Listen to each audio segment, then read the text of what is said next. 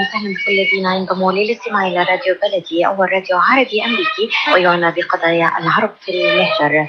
برامجنا في راديو بلدي كل يوم جمعه من 8 وحتى 9 صباحا في بث حي ومباشر عبر WNZK راديو 690 AM. صباح الخير بلدي، صباح الخير لكل مستمعينا. Welcome to Radio Baladi, the first Arab, Middle Eastern, and American simulcast radio show. Radio Baladi is broadcast every Friday morning on WNZK 690 AM from 8 until 9 Eastern Time on Good Morning Michigan. Our call-in number 248-557-3300. And now, stay tuned for the best radio talk show on Arab and American issues.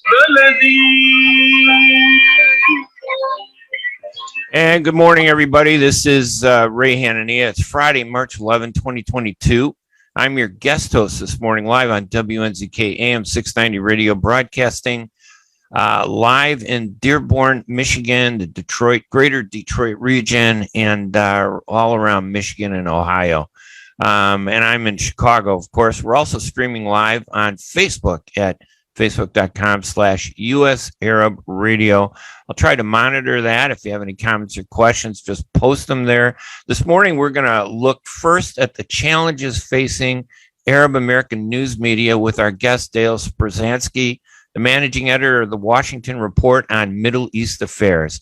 If you don't know about the Washington Report on Middle East Affairs, you don't know anything about the Middle East or Arab American activism, because it's one of the only national sources for information on what's happening in the Middle East with an aspect on American Arabs. Dale Sprusansky specializes in Israel, Palestine, and also reports on Egypt and Iran. He closely monitors the formulation of U.S. foreign policy in the Middle East with a special focus on the pro-Israel lobby.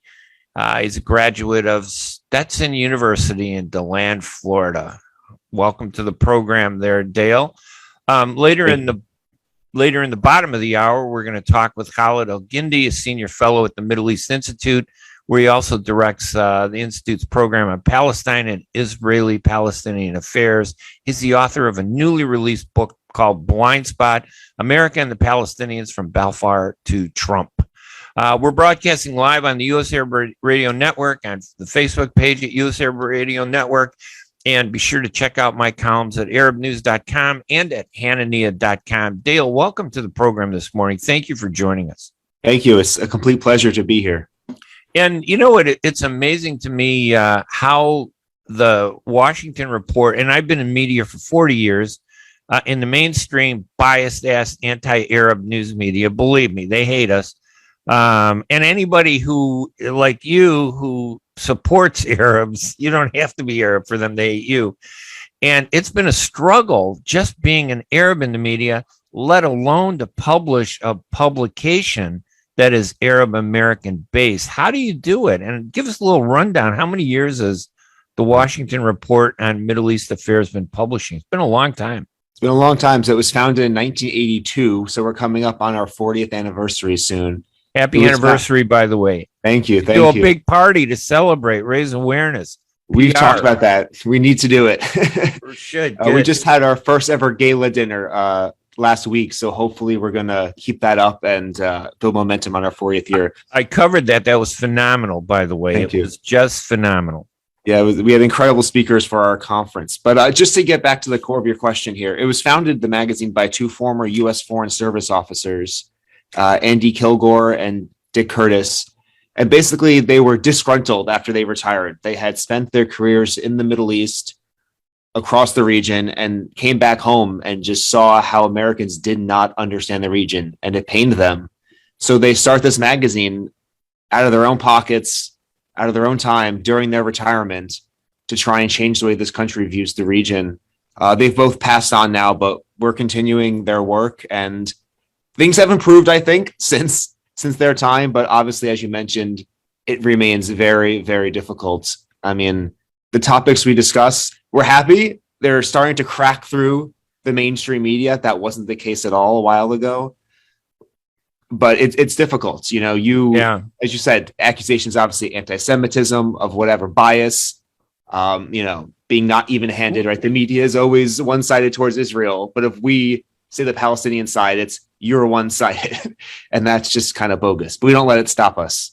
Yeah, I tell you, back in the 70s, I remember I served during the Vietnam War. I got out with distinction and honor, although I hated the war. I think the whole war in Vietnam was terrible, but I get out with honor. And then for 2 years, the FBI investigates me and follows me around and intimidates everybody that I work with.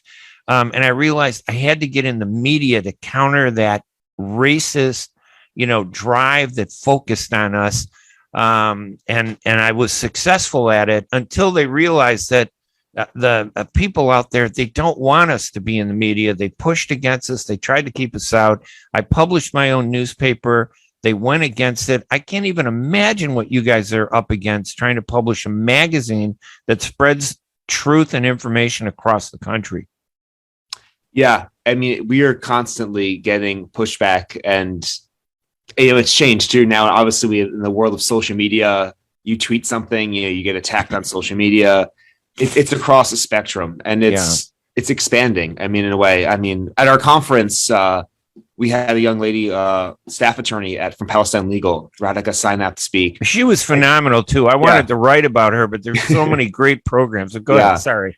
But she was saying how, you know, their organization has traditionally organized by students and respond to students being attacked on campus by the pro-Israel lobby. But you notice how in 2021, that's expanded to farmers, doctors, journalists.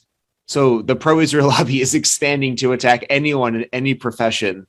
So, and they start with us, right? The media, and they keep on going. They're trying to do anything they can to keep this out of the public sphere in any place, any profession. One of your Shocking. speakers, I think it was Sut Jolly, if I pronounce his name correctly, a professor, I guess, on communications and history about the Palestinians in the Middle East. He offered what I had known about, that they had, you know, the Israelis, the media treated the Israelis truthfully and honestly. Their brutality was exposed. They were criticized in the 1980s. And then the Israelis got together and they said, listen, we got to change things. They bring all these communications people together. They change it. This Hasbara begins in the 90s. And now we see this oppression of truth. And I have to ask myself, why don't Arab Americans do the same thing? What is our problem that's different from the Israelis? I don't get it. Yeah, that seems to be the perpetual question. And I'm not sure I have a good answer to it. I think a lot of it comes down to organizing. You see these pro-Israel groups, they're really organized. They have a clear agenda. I mean, you see some fissures, obviously. You know, I mean, obviously they have a lot of financial resources. The Arabs are the richest resources too, though. Arabs are the richest people in the world. What bothers me is that your publication, I bet only 1% of the people listening to this radio show who are Arab subscribe to the Washington Report on Middle East Affairs. And I have to ask myself, why is that? Why don't Arab Americans recognize the power of media instead of looking at it as only when it's bad to us? They never look at it as a weapon to enforce the truth. Every Arab out there listening should be subscribing to your magazine. And yet it's a struggle, right? I see the donations. You got a lot of dedicated people helping. Yeah. No, obviously. So running a small publication, money is, you hate to talk about it, but it's one of our core restraints, really. I mean, we want to hire more staff. We want to be able to expand our work. Obviously, you said we think we're doing great work, but we know we can do so much more if we had that support. And and you said, I think there's some promising signs, though. You look at Mohammed Al-Kurd, right? And going on the offensive in the media. And I think with people like him and the community supporting us, the narrative can really change. And you see just one person doing it. And can you imagine, though, if that one person had a wall network behind him, you know, of publications? If, you know, one of the problems with the Arabs, I got to be honest, I'm Palestinian. I'm in my 60s. I've been, since the day I got out of the service, I was like 25.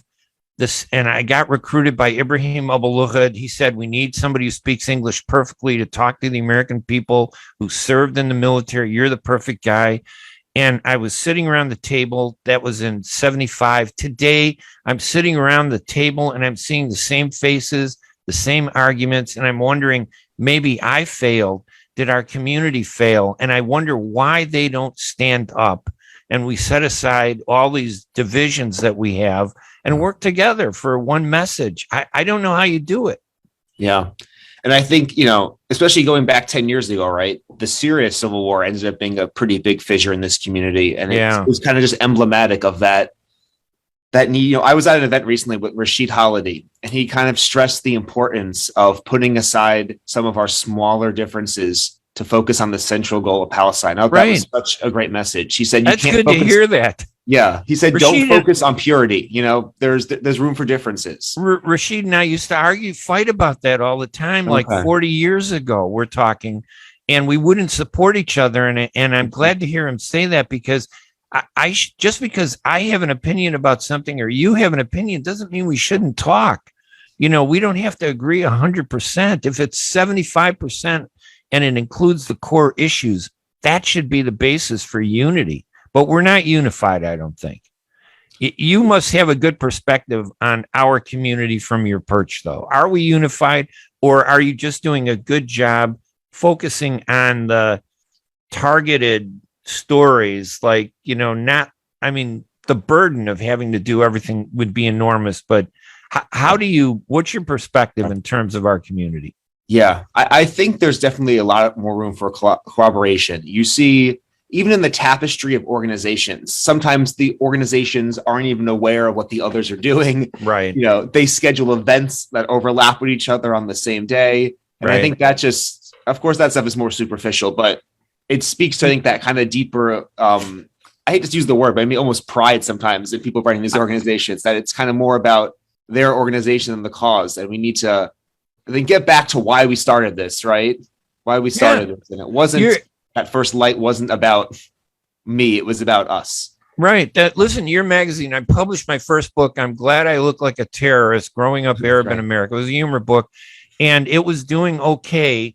But when the Washington Report on Middle East Affairs published a story about it and gave it some publicity, it skyrocketed it, and I sold every one of those copies. Great. And it's a lesson in how if we work together. I got a great idea for you.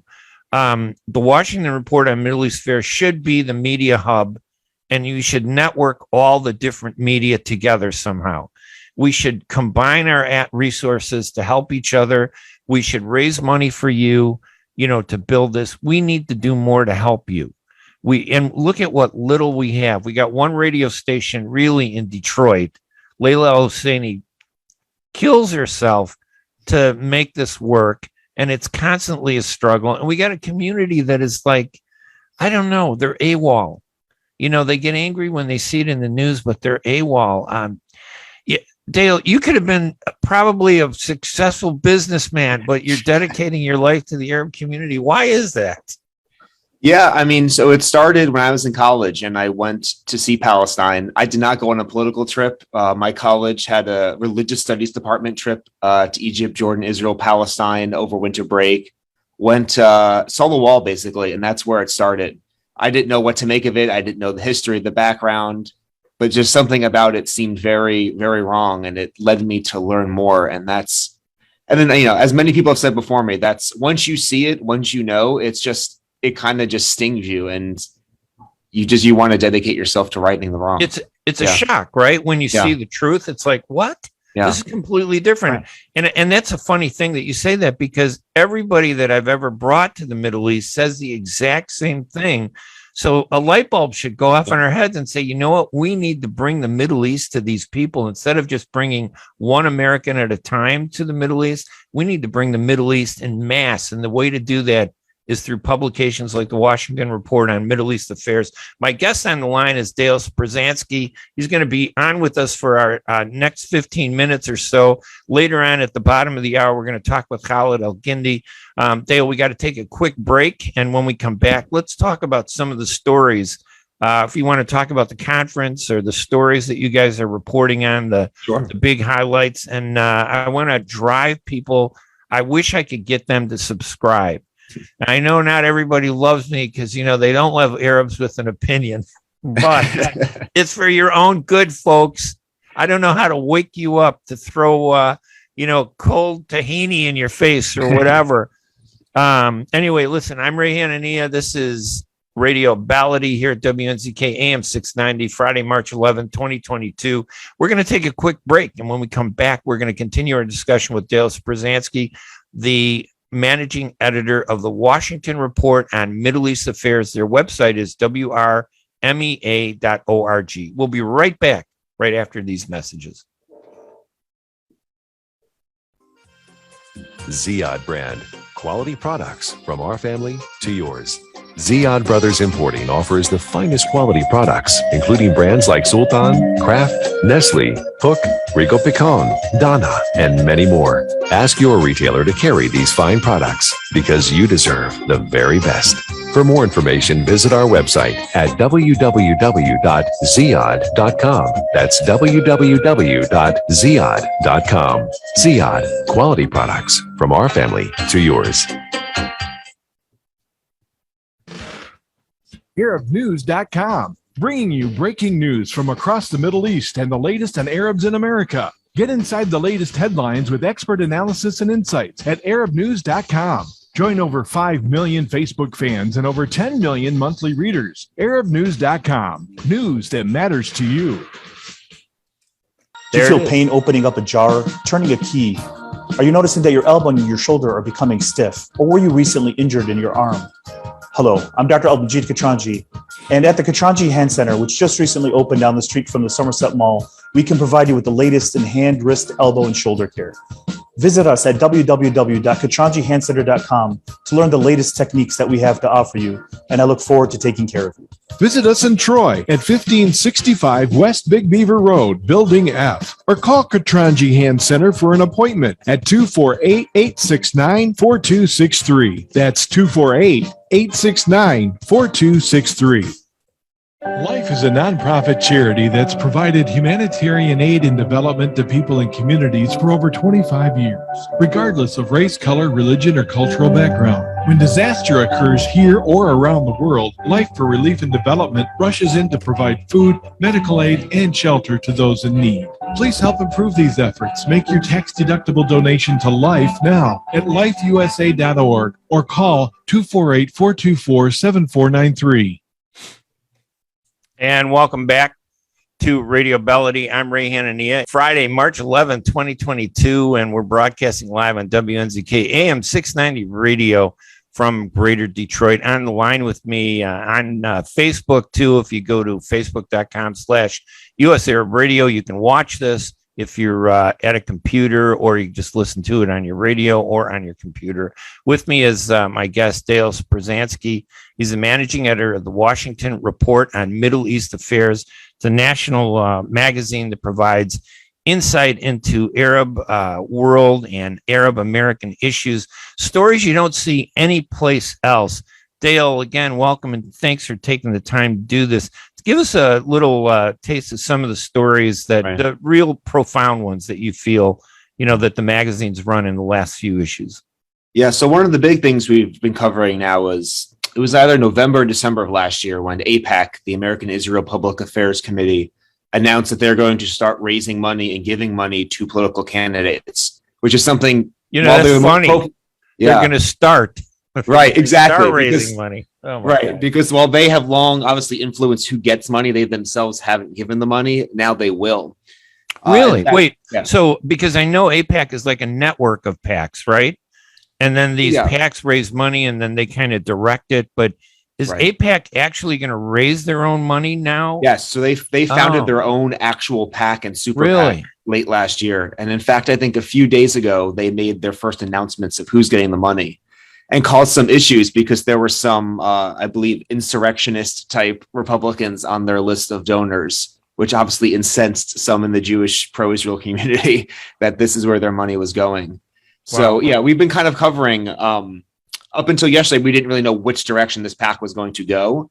It's actually apparently being run by the person, or the super PAC. So there's a PAC and a super PAC, but their super PAC, where the money is a little harder to trace, is being run by their director of progressive outreach. So we're thinking that's going to be used to really buttress up, more of the left-wing voices that need some cash to be convinced it's worthwhile to stand by Israel and not Palestine. And that story is so important because so many elected officials, there must be tens of millions of dollars that gets poured into the campaign election war chest of candidates. And once you know how much those candidates are getting, you can pretty much guarantee that they've either been bought off or they're going to be very difficult to work with. Not knowing that means that we're walking blind in an election. So that's one of the great things that your magazine does, pointing that out every issue, seeing who gets money. It's just phenomenal. Yeah, we publish every election cycle a complete list of every member of Congress and how much money they've gotten from pro-Israel groups. And it's gotten a little harder lately because of the emergence of dark money, which is basically money that enters campaigns that you can't trace. And that is, so what we like to say is what our data shows is not the complete financial picture, but you can be sure the dark money is going in the same places to the same people in just bigger volume. So we think it's still a very strong data that shows what's happening. And of course, there are so many events around the country in the Arab American and Muslim community, and local media often rarely covers those events. The only people covering it are Arab American media like the Washington Report on Middle East Affairs. You cover those events. There's this concept of journalism that you got to have a publication of record. Otherwise, we don't exist. 10, 20, who looks back at 1975 and says, hey, what happened at those meetings with Ibrahim Abul-Hud and the Arab American Congress for Palestine? Where is it? We don't have it because nobody was documenting any of that. Yeah, we're very proud of our archives. Our archives get lots of hits just from Google results and stuff like that. Because, like you said, you're an Arab World Britannica. Exactly. If you Google something, odds are, in most cases, we were the only people in the entire world to have recorded it and to have stored it. And without us, basically, these things would just disappear into history. So we're very proud of that, and it keeps you going, right? Because as you noted, a lot of times people don't want to hear us in the now, but it's good. It comes out. It helps you to know that, and we see all the time our articles pop up in student articles, and stuff like that. Researchers reach out to us, so this archive is really invaluable for the world. We think. Yeah, I'll tell you what, it's so important to have that background because if it's not there, everybody has to reinvent the wheel every time they make an argument, every time they do research, every time they say something, somebody says, oh, where's the proof? And the proof always has to lead to some story. And if there's no story, they say, oh, look, those Arabs are lying again. I can't handle it. It's very depressing for me. You're not Arab. Are you shocked by the level of, of course, maybe I'm overcritical, but I think it's justified. The lack of media networking, the depth of media in our community, the newspapers, there's so few. We got the Arab American News in Detroit, which does a great job. We don't have anything in Chicago. Mansour Tadros, the publisher of the Future News, died 2 years ago, actually this month, from coronavirus, one of the first Arab Americans to die from the virus. His paper is gone now. We have nothing here in Chicago. We have some online stuff, but we need to really get back into strengthening the media in the Arab community. We got to find a way to do that.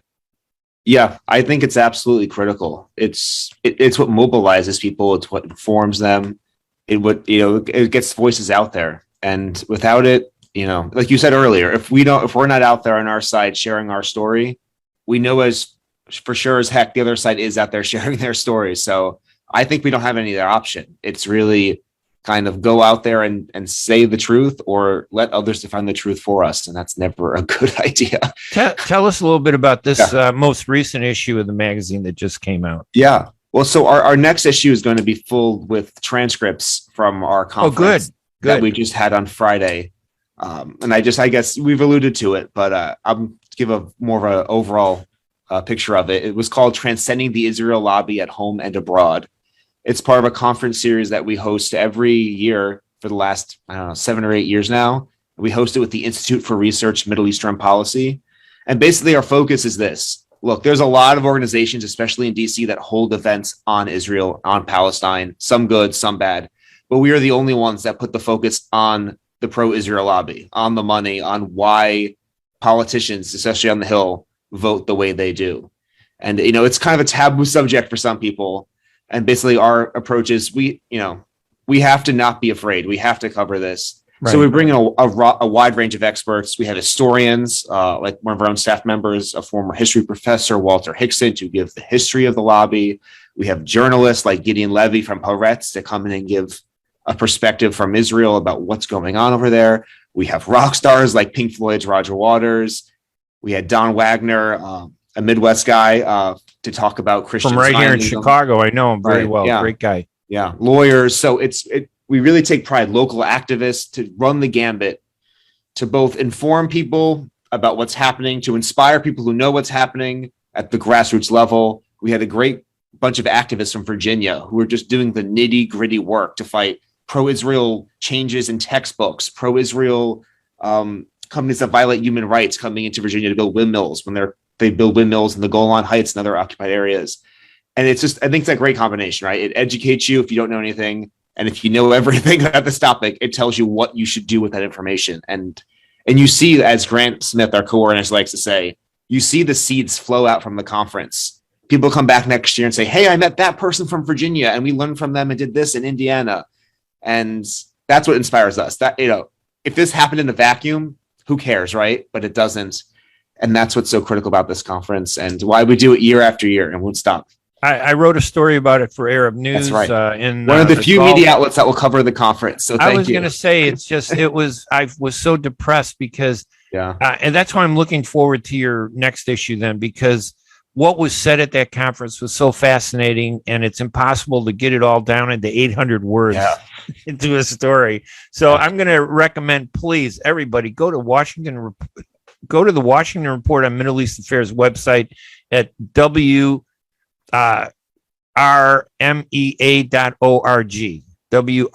WRMEA.org. Subscribe to the magazine, get the information, share it. If you can't subscribe to it, you're not showing pride in yourself.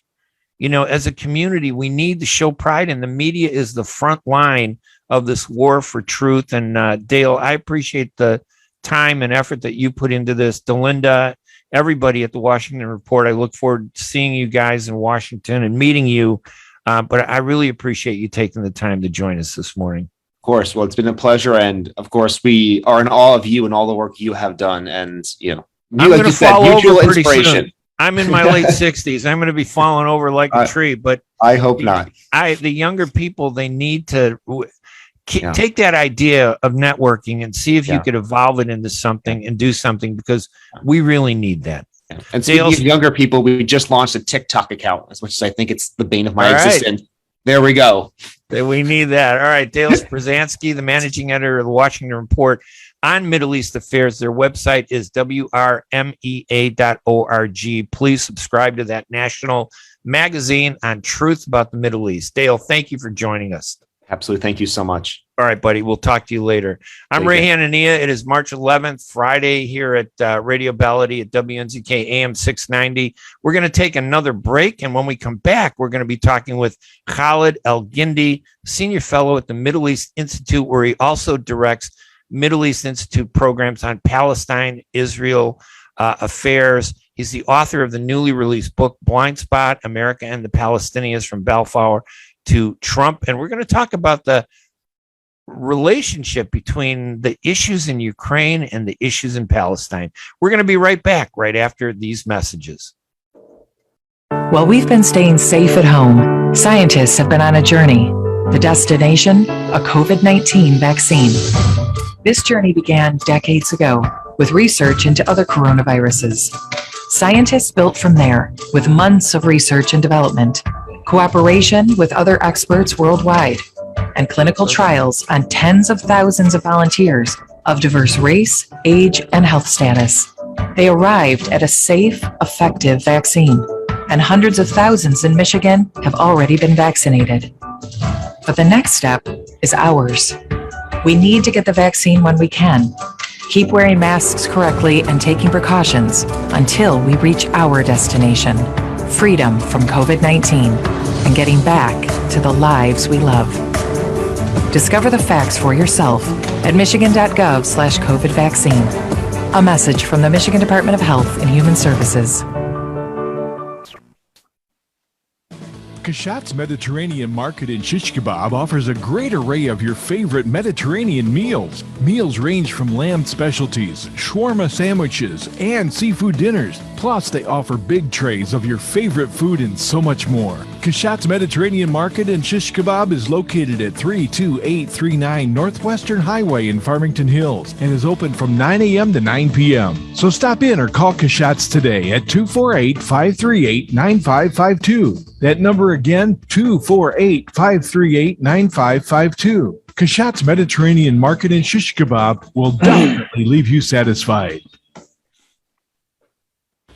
At Top Rehab Physical Therapy Clinic in Dearborn, we provide effective physical therapy sessions in order to limit pain and discomfort. Top Rehab provides physical therapy care for any diagnosis prescribed by a physician, and we regularly see and treat conditions such as stroke, TMJ, fibromyalgia, sciatica, joint pain, and more. We use a variety of pain management methods, including modalities, soft tissue mobilization, and therapeutic exercise. If you're in need of physical rehabilitation or physical therapy, get the highest quality health care at Top Rehab. Most insurance is accepted, and we're open Monday, Wednesday, and Friday 8 to 6, Tuesday and Thursday 8 to 5, and Saturday 10 till 2. Call for an appointment today at 313-846-0555. That's 313-846-0555. Choose Top Rehab Physical Therapy Clinic on Michigan Avenue in Dearborn. Life's too short to be in pain.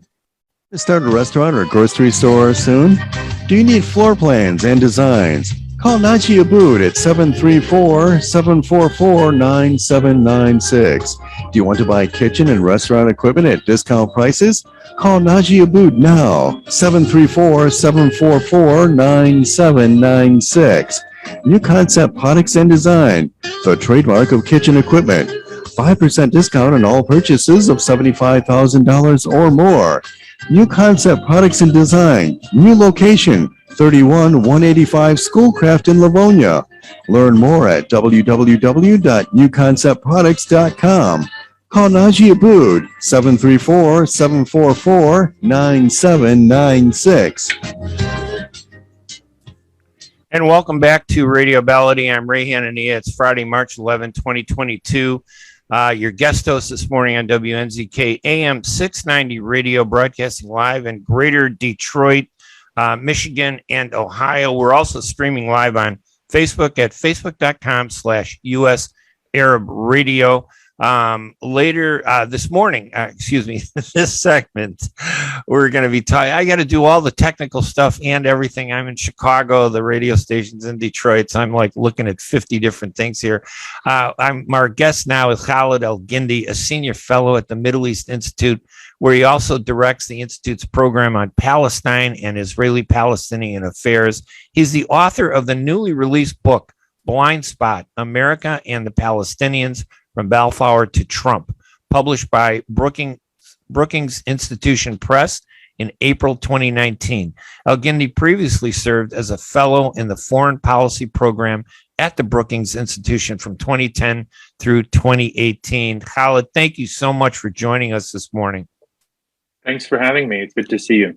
No, it's a real pleasure to have you on there. One of the topics I had hoped to talk to you about is this it's this double standard over Ukraine and Palestine. I talked to somebody about occupation, about refugees, extrajudicial killings, and all these different things. And they seem to have a different understanding of it depending on where it's happening. What is that about? Well, I mean, I think there is a clear difference in how the West and the Western media and commentariat are responding to the case of Ukraine as opposed to the Palestinians. I mean, first, I think it's important to point out that these are not identical situations, right? Correct. I mean, clearly, the Ukraine is not Palestine and Russia is not Israel.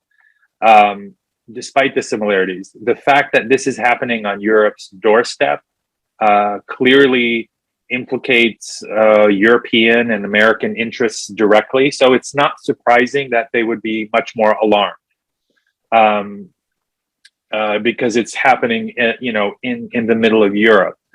That said, I think what the Ukraine situation does show us is that when there are violations of the international order and international law, that the West can respond, and in fact respond very effectively and quickly, as opposed to the situation in Palestine, where everyone has been trying to end the occupation.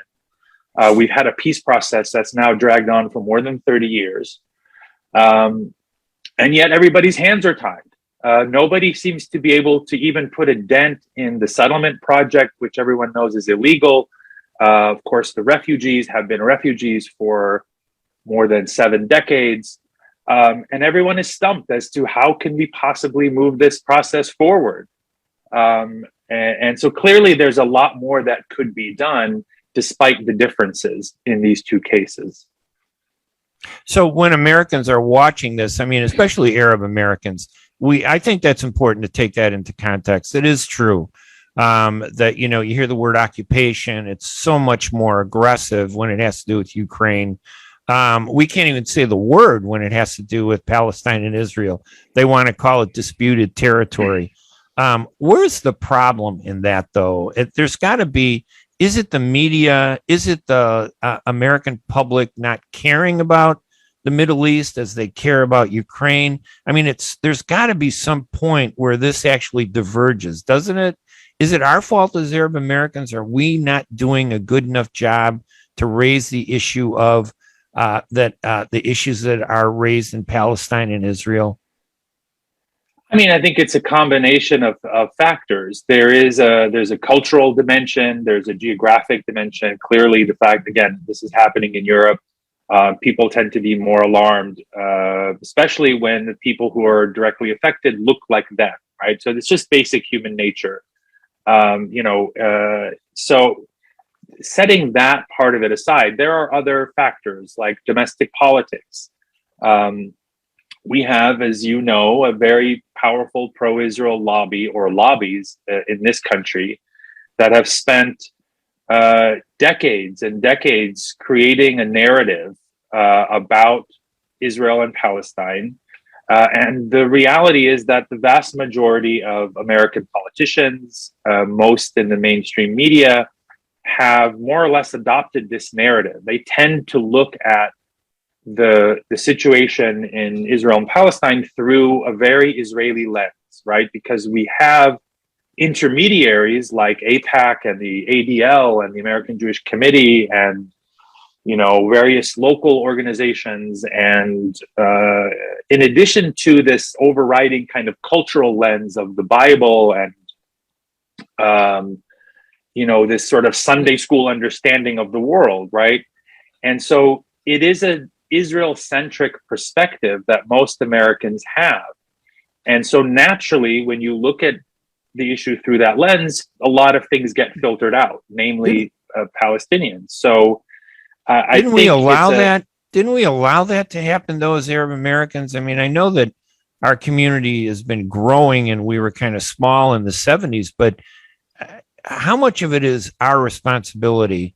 I mean, why is it that the Jewish community can build up this massive, network of AIPAC and the ADL and understanding the media, and we don't? What is it? Us stopping ourselves? Or a lot of people like to say, oh, it's the bias in the media or the bias in politics. What's stopping us from doing that, do you think? Or is that too big? That's a big question. And, it's probably worthy of a book or maybe several volumes. I mean, look, one reason is, the American Jewish community has been at it longer than we have. I mean, they've been integrated in American politics and society for a longer period of time. In terms of the organized community, right? More than, Arab American organizations, you can find them as early as the 1920s and 30s. but they really weren't notable politically until well after World War II, and particularly in the 1970s onward. So there's a disadvantage there. I think there's a cultural disadvantage. I think people will naturally, especially American Protestants, have a tendency to be Israel centric. They look at the Middle East through this lens of the Bible, even if they're not fundamentalists or evangelicals or dispensationalists. There is just that cultural bias toward the Jewish people and animus toward Arabs and Muslims that is part of the Western cultural tradition, right? I mean, going back to the Crusades, and so there is those are kind of built in. That said, I think you're right, though. I mean, organizationally, probably Arab Americans could have done better than they have. We still can, though, right? They still can, and they are doing better, and especially on the Palestinian side, in terms of Palestinian solidarity, that movement has grown. I don't want to say exponentially, but has grown quite dramatically in the past 10, 15, 20 years, especially. So there is movement, and it's going beyond the Arab American community. There's been a real shift in American public opinion across the board, across all demographic groups, but most notably among non-white, younger, sort of the 30 and under crowd, especially, and non-Christians, non-white, and so forth, women, and that tends to be concentrated on the progressive or on the left end of the political spectrum. But we've seen a similar change, frankly, across all demographic groups. Even younger evangelicals are more likely to support Palestinian rights than their parents or grandparents. Wow. But it's taken a while for that shift at the public level to translate into a political change, much less a policy change, which is still a ways off. And when I watch TV, I'm watching a little girl get killed in Ukraine, and I don't see those images as often, as I do in the Ukraine invasion by Russia of little girls in Palestine, our children in Palestine being killed. You've done your book, which I think is phenomenal, Blind Spot America and the Palestinians from Balfour to Trump. I think it gives a good basis for understanding why things are the way they are, why we don't see some stuff, why we see the other stuff. How do we change that? There's got to be a way to make things different. I mean, for example, like every Arab publication should be promoting your book. We need to network more. I should be making sure that there's a review of your book so that my readers understand that it's out there. I don't think we do a good enough job to show what we have to our own community.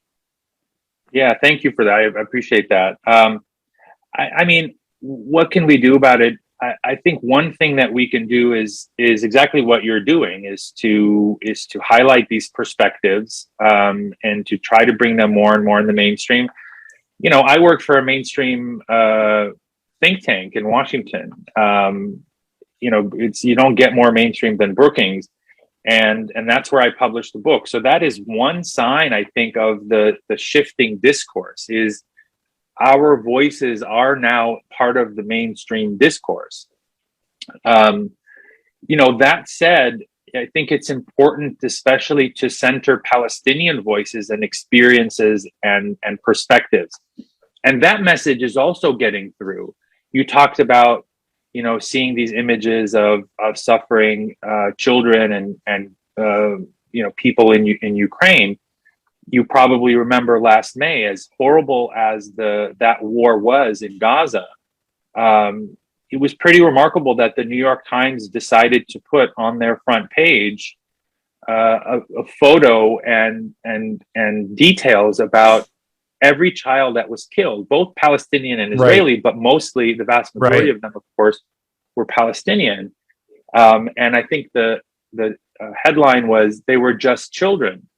So there is, Palestinian humanity is coming through into the mainstream in ways that it didn't before.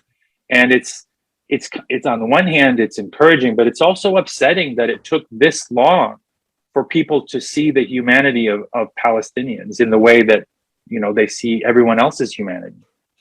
Yeah, I want to talk about what's happening in Palestine in terms of, is there even a peace process? Is there hope for a peace process? Is the two-state solution even something that's realistic? My guest on the line is Khaled Elgindy, a senior fellow at the Middle East Institute, where he directs institute programs on Palestine and Israeli-Palestinian affairs. He's the author of the newly released book, Blind Spot, America and the Palestinians, from Balfour to Trump. I urge you to get that book and support. First thing Arab Americans need to do is we need to start by supporting the Arab American community. That's number one. Then once we do that, we can start understanding things better. Khaled, we got to take a quick break. When we come back, let's talk a little bit about what's happening in Palestine.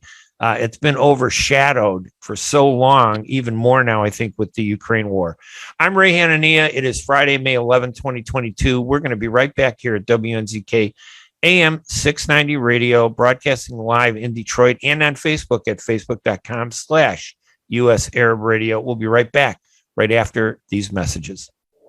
Get ready for an amazing experience at Ishtar Restaurant on 15 Mile Road in Sterling Heights. Enjoy excellent hospitality from owners Ali Al-Baghdadi and Fatty Bonham, serving the best in Mediterranean food. Try Chef Ali Al-Baghdadi's famous shawarma, the best Iraqi grills and food, and the best Arabic and international dishes. Dine in our authentic atmosphere or take out. Call 586-698-2585 or check us out on Facebook. Ishtar Restaurant practices all CDC guidelines and is open every day 11 a.m. to 10 p.m. Have an amazing experience today at Ishtar Restaurant, 3625 15 Mile Road, Sterling Heights.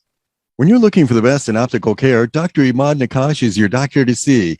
With years of experience and thousands of successful procedures performed, you can trust your eyes to Dr. Imad Nakash. See Dr. Imad Nakash and his professional staff for your eye care needs. There's 2 locations to serve you. In Hazel Park, call 248-336-3937. 248-336-3937.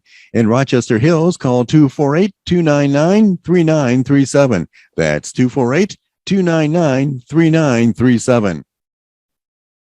When it comes to reproductive medicine, IVF Michigan Fertility Centers are the recognized leaders. With locations in Bloomfield Hills and 5 other cities in Michigan and Ohio, IVF has experts in all aspects of the field. As a founding member of IVF Michigan Fertility Centers, Dr. Nicholas Shama is one of the leading reproductive endocrinologists in Michigan and Ohio. Dr. Shama has performed over 10,000 IVF cases and has helped thousands of couples fulfill their dreams of parenthood. American board certified in both obstetrics and gynecology and reproductive endocrinology and infertility, Dr. Nicholas Shama is a very caring, compassionate, expert physician that understands not only the medical but also the emotional toil of infertility on his patients. When it's time, get personalized care from Dr. Nicholas Shama at IVF Michigan Fertility Centers in Michigan and Ohio. Call toll-free 855-952-9600, 855-952-9600. بعد تطعيم أكثر من 3 بلايين شخص حول العالم بشكل كامل بلقاح كوفيد-19 تمت الآن الموافقة على تلقيح الأطفال من عمر 5 إلى 11 سنة. فقد أثبتت الدراسات بعد تجارب سريرية مع أطفال حول العالم أن جرعتي اللقاح المخصصة لهم آمنة وفعالة. يوصي الأطباء بتلقيح الأطفال من سن 5 فما فوق من أجل حماية الأصحاء منهم أو ذوي الظروف الصحية الصعبة. الطفل جزء من المجتمع وهو معرض لأن يصاب بالفيروس ويمكن أن يحمله لعائلته ولمن حوله. احمي طفلك وعائلتك ومجتمعك. لقح طفلك ليكون بأمان في المدرسة أو مع العائلة والأصدقاء وأثناء ممارسة الرياضة. تحدث لطبيبك واكتشف الحقائق بنفسك أو زر موقع michigan.gov/kidscovidvaccine. رسالة من وزارة الصحة والخدمات الإنسانية في ميشيغان. Welcome back to Radio Bellady. I'm Ray Hanania. It is Friday, March 11, 2022 here at WNZK AM 690 Radio. If you missed a lot of the program earlier, we had Dale Sprusansky, the managing editor of the Washington Report on Middle East Affairs, talking about the magazine, the conference they had recently, and the challenges facing Arab American journalism. We have Khaled Elgindy, a senior fellow now at the Middle East Institute, where he directs the Institute's program on Palestine and Israeli-Palestinian affairs. He's the author of the newly released book, Blind Spot, America and the Palestinians, from Balfour to Trump. And he previously served as the foreign policy program at the Brookings Institution from 2010 through 2018.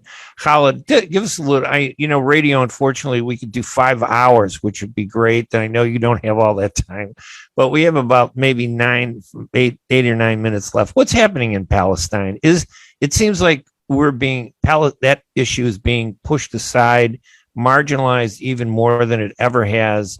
What's your assessment of what's happening there?